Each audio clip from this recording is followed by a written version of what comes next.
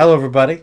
Welcome to another episode of Bully Going, where we discuss various things Trek. It's Joe, sometimes known as Merlin. I got the Film Fanatics here with me. Got Dan there. Hey. Justin's over here. How's it going? Going back to TNG, and there's a lot of numbers in this one. Yes. What's the title, Dan? 11001001.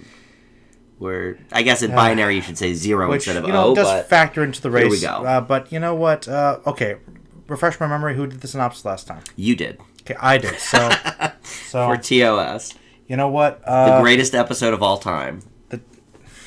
I did enjoy that episode, and you really did too. Yes. And Best I've seen so far. Justin thought it was okay. But, Yep. but anyway, this time around, I'm actually going to let Justin do the synopsis because I'm curious to see what he thinks about another holodeck central episode. I've had a feeling this was coming. But, I'm giving Dan a break because Next Gen disappoints him all the time. Every week, pretty much. Oh, wow. Okay.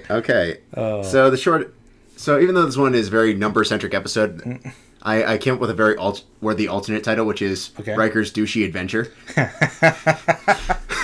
Oh, you don't like jazz, man? We'll get to that. Okay. But that title could be applied to so many that we've seen so far. And many more later. But At least Troy's big fat wedding or whatever it was. Big fat Troy wedding. was specific to that episode. Okay, I'll make an addendum for Dan. Right? Okay. I mean, Riker's Douchey Number Adventure. There you go. Numbered adventure. Gotcha. So, Adventures in binary.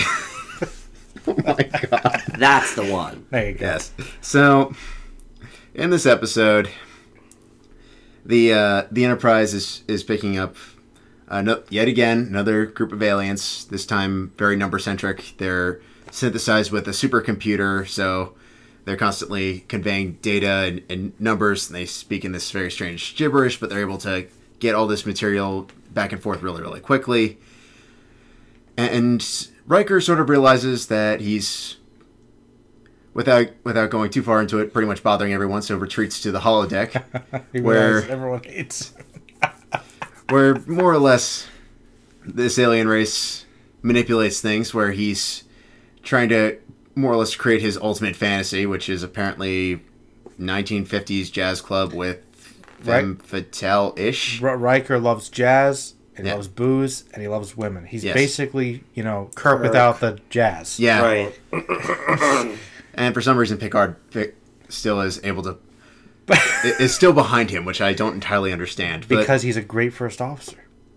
Is he, though? Because I keep questioning, every decision he makes. That's okay. Right down to, hey, Wesley, watch the weird aliens. Yeah, watch the weird aliens for me. Gee, wouldn't this be far more applicable to Worf or someone who's actually, an actual officer on the Enterprise? Justin, in all fairness, Worf was away, as was Tashiar, and... Yeah, he was running with a real skeleton crew here. Or at least Data, for that matter. Well, Data, it's true, but he was busy with other things, I'm sure. But think about this, though. You're questioning Riker's decisions. Picard even walks by and says, they're messing with the ship. Keep me apprised, Wesley. Yeah. But needless to say, as per usual with the holodeck, which I'm surprised they came back to so quickly because... You were surprised? Well, they mentioned it we've been having problems with the holodeck. You went there once, okay? Let's cool it on the holodeck. Needless to say, things go wrong, and supposedly these aliens have an ulterior motive, and they're not entirely sure who they can or cannot trust. There's an evacuation, and things get complicated between Picard and Riker. So, for starters, pardon the long synopsis, but it's okay. I actually really enjoyed this episode. I think despite the kind of rough start with Riker more or less trolling everybody on the ship, it's kind of fun seeing them dive into the role of computers in the 80s and how that's coming together and sort of the correlation. I think there's a really interesting ethical dilemma with these characters that I think does pay off come the end. Okay. And Wesley is kept to a minimum here, which is always a plus. But he doesn't mess up, right? He doesn't mess up. He's given a job, look at stuff and report. Yeah, stand there and watch said aliens do mischievous things. But did you like the close-up on the rainbow collar? Yes, the horrible 80s sweater. The makeup I thought was really good in this episode. For the aliens, yeah. I thought they looked really good. The synthesis thing I really enjoyed. The detail on the back of the head was cool. Yeah. Yeah. The logic stupidity between Picard and Riker when they got into the holodeck was completely moronic, but they needed some way to get there to build tension. And they do bring it full circle. It's just, really, guys?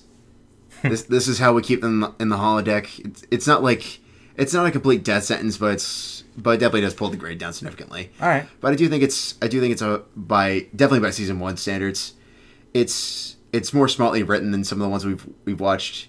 It's better put together, I think, and there's a couple good thrills and twists by the end of it. so Justin, you'd say that it's actually not by the numbers.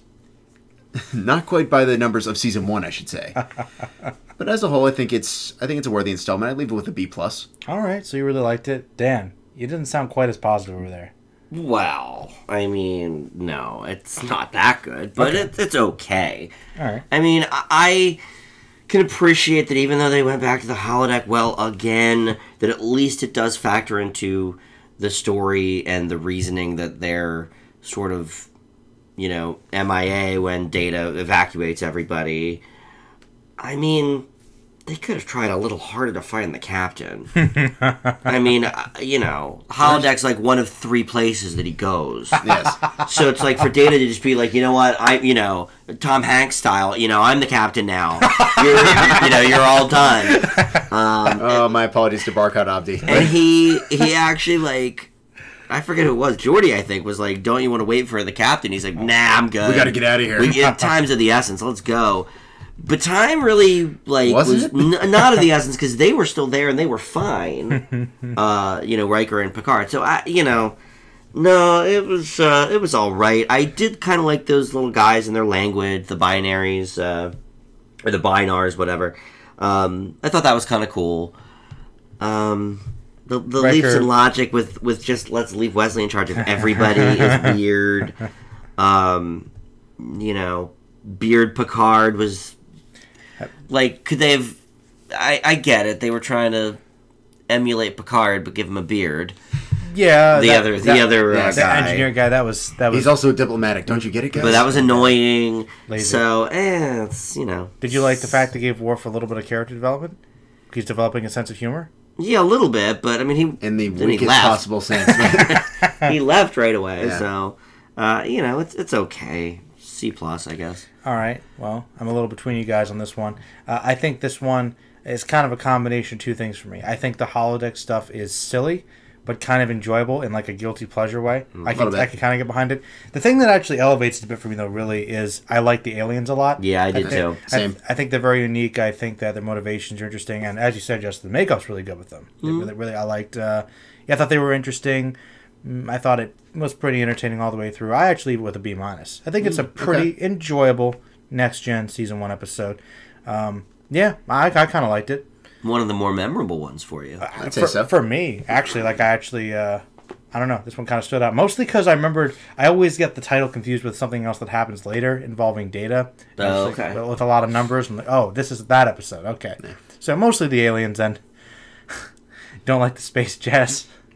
Well, the space jazz is very annoying. Yeah. I like the part where he's and the part where he's picking out the women. Oh, blondes don't go well with jazz. Which I don't know if is really like a law universally. No, what it means is blondes are dumb and jazz is for intelligent people. That's what I took from that line. The whole scene was sexist, so that you could probably add that on there. Yeah. Once again, Roddenberry heavily involved and likes his women. By the way, I'm sick of Riker. When he gets his beard, I promise. I know, because that's the Riker I remember. So he gets better? Yes, I'm telling you. Because right now, it just feels that's what Joe's been saying for literally 9 months.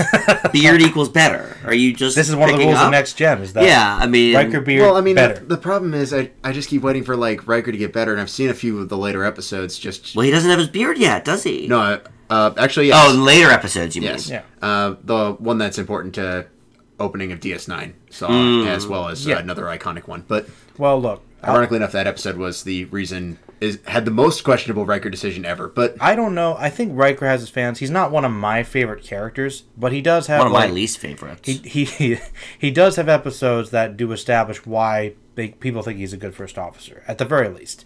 Whether or not you like him as a person, I think he's an alright first officer. He's there to support Picard, and he doesn't necessarily want to take command, which comes up later. So he's not like a bad character. It's just he's kind of growing as the show progresses. So give him some chance, I guess. Well, next time's DS9, so hopefully that'll be better.